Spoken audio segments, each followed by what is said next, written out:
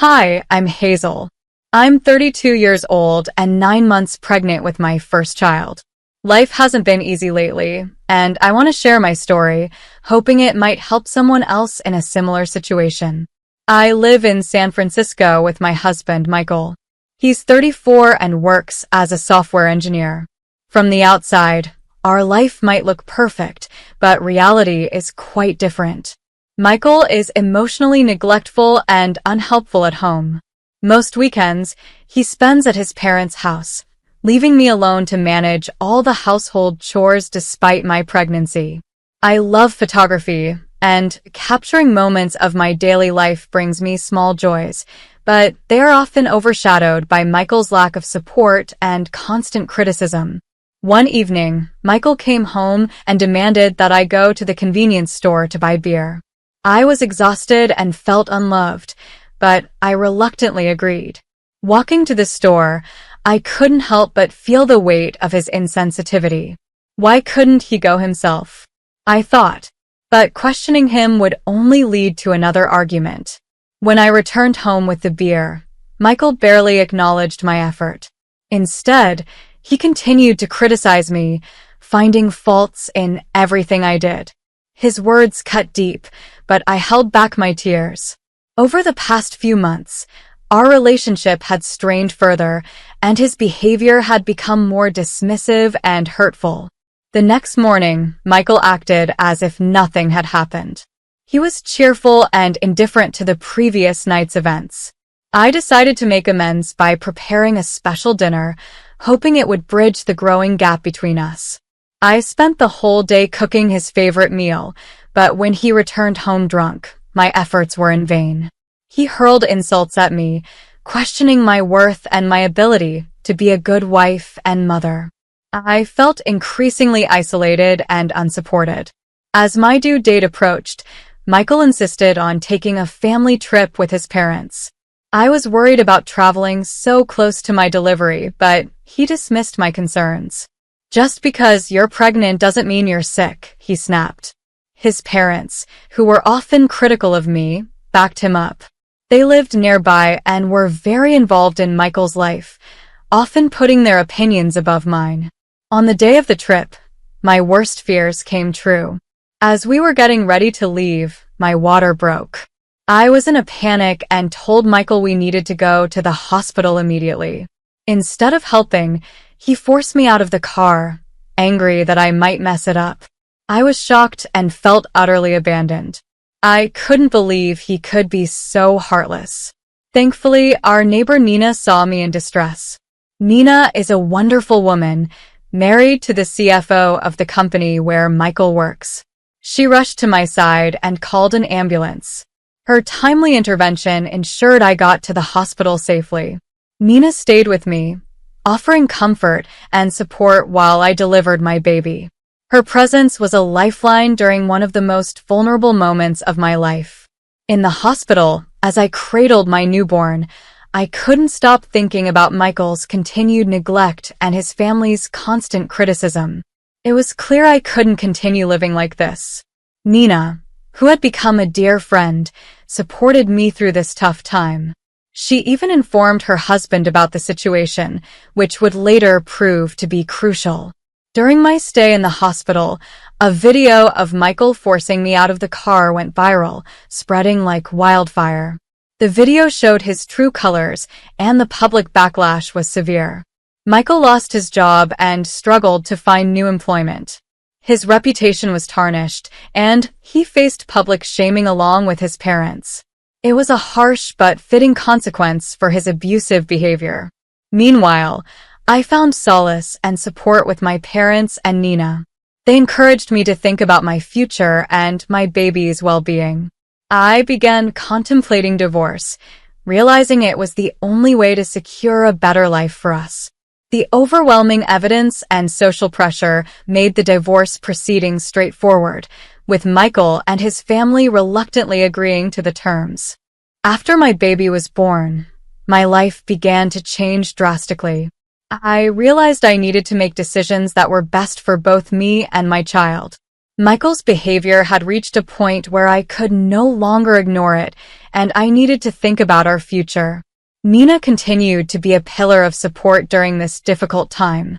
She often visited me at the hospital, bringing meals and words of encouragement. Her husband, Mark, who is the CFO of the company where Michael used to work, was equally supportive. It was comforting to know that they both understood the gravity of the situation. Once I was discharged from the hospital, I moved in with my parents. They were elderly but very supportive and welcomed us with open arms.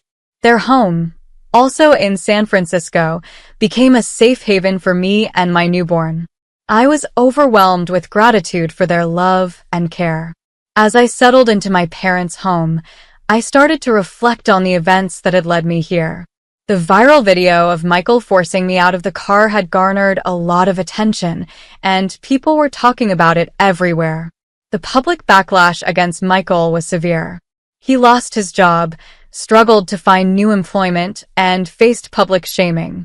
It was a small comfort to know that others saw the truth of his behavior, but it didn't make the pain of his betrayal any less.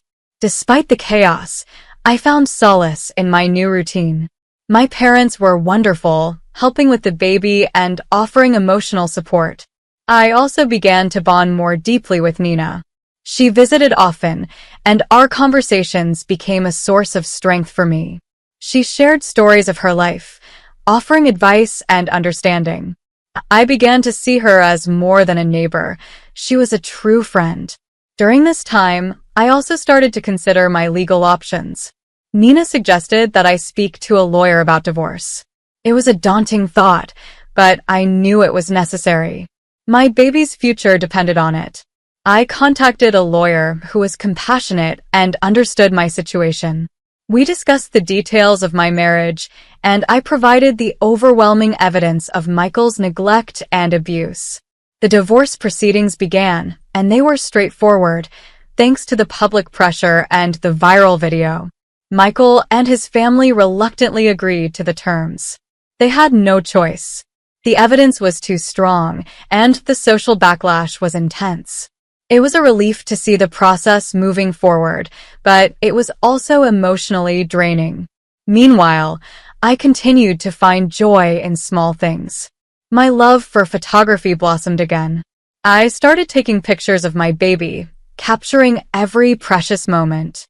These photos were a reminder of the new life I was building, a life filled with love and hope. One day, as I was walking through the neighborhood with Nina, she introduced me to her son, Jake. He was around my age, and we quickly became friends.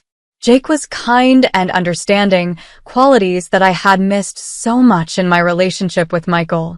Our conversations were easy, and he often helped me with the baby, offering to babysit so I could have some time to myself. It was unexpected, but our friendship started to grow into something more. Jake and I spent more time together, and he became a significant part of my support system. He made me laugh and reminded me that there were good people in the world. My parents also adored him, and they were happy to see me smile again. It was a slow process, but I was beginning to heal. Throughout this period, Nina and Mark were incredibly supportive. They helped me navigate the complexities of single motherhood and the emotional aftermath of my divorce. Mark, understanding the pressures of work and family, often gave practical advice, while Nina provided a listening ear and a warm heart.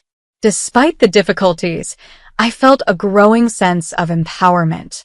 I was taking control of my life and making decisions that were best for me and my baby. The pain of Michael's neglect and abuse was still there, but it was no longer defining me. I was stronger than I had ever realized. As I continued to navigate life as a new mother and deal with the aftermath of my failed marriage, I found strength in the support around me. My parents, Nina, and Jake were constants in my life, and their presence helped me through the toughest days. The divorce proceedings were moving forward, but it wasn't without its emotional toll. Michael's family was in denial about his behavior and tried to paint me as the villain. They couldn't accept that Michael had lost his job and his reputation due to his own actions. Despite this, I knew I had to stay strong for my baby. One morning, I received a call from my lawyer. She informed me that Michael wanted to meet and discuss the divorce settlement. I was hesitant, but agreed to the meeting under the condition that it would be supervised by our lawyers. The thought of facing Michael again filled me with anxiety, but I knew it was a necessary step. The meeting was tense. Michael looked disheveled and bitter, a shadow of the man I once knew. He blamed me for everything that had gone wrong in his life. "If you hadn't made such a big deal out of everything, none of this would have happened," he snapped. His words stung, but I reminded myself that this was the same man who had abandoned me when I needed him the most. Our lawyers mediated the discussion, ensuring it remained civil. Michael reluctantly agreed to the terms, including child support and visitation rights. The sense of relief I felt was immense. This meeting marked the beginning of the end of a painful chapter in my life. Back at home, my parents were eager to hear about the meeting. I shared the details with them and felt a weight lift off my shoulders. My mother hugged me tightly, whispering, "You're so strong, Hazel. We're proud of you." Their unwavering support was a source of immense comfort. Meanwhile, my relationship with Jake continued to develop. He was a breath of fresh air, always positive and supportive.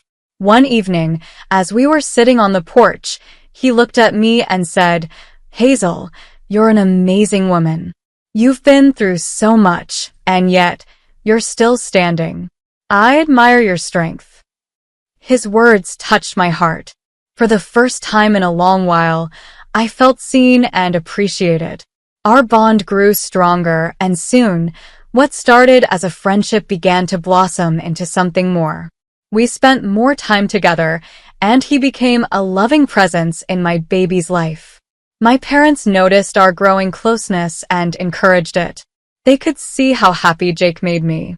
However, not everything was smooth sailing.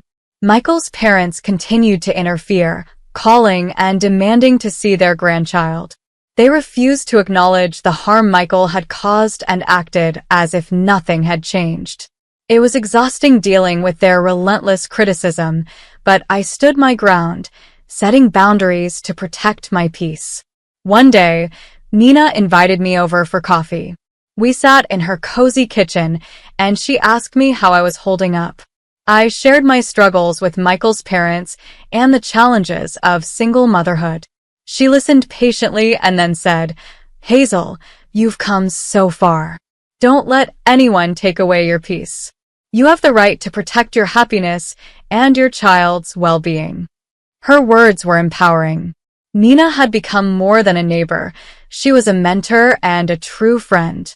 Her husband, Mark, also offered his support, advising me on legal matters and helping me understand my rights. As the months passed, I found myself growing stronger and more confident. I started taking on freelance photography projects, something I had always dreamed of. It was fulfilling to pursue my passion and provide for my baby. Each photo I took was a testament to my journey and the new life I was building. My relationship with Jake continued to flourish. He was patient, kind, and genuinely cared for me and my baby. One evening, as we were watching the sunset, he turned to me and said, "Hazel, I love you. I know it's been a tough journey, but I want to be there for you, for both of you, every step of the way." Tears filled my eyes as I realized how far I had come. From feeling abandoned and neglected, I was now surrounded by love and support. I looked at Jake and said, "I love you too. Thank you for being here, for everything." After months of struggle and resilience, my life finally began to take a positive turn. The divorce was finalized, and I was free from the toxic relationship that had weighed me down for so long. The day the divorce papers were signed was bittersweet. I felt a sense of loss, but also an overwhelming sense of relief. My lawyer, who had been a steadfast ally, reassured me, "This is a new beginning, Hazel. You're doing the right thing for yourself and your child. With the divorce behind me, I focused on building a stable and happy life for my baby and myself. My freelance photography work started to pick up, and I found joy in capturing beautiful moments for others. Each project was a step towards my independence and self-fulfillment. Jake was a constant source of support and love. He understood my past and respected my journey. One evening, as we were having dinner with my parents, he proposed to me. It was a simple, heartfelt moment. "Hazel, will you marry me?" he asked, his eyes full of hope. I didn't hesitate. "Yes, Jake, I will," I replied, tears of happiness streaming down my face.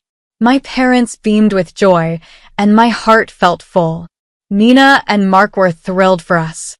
Nina, who had been there from the start, gave me a tight hug. "You deserve all the happiness in the world, Hazel," she said warmly.